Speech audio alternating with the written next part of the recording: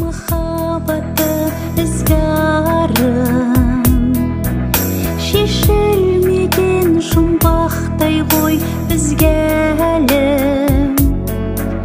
Қыз жібектей жаны сұлу тым нәзік, шіркін қандай қазағымның қыздары.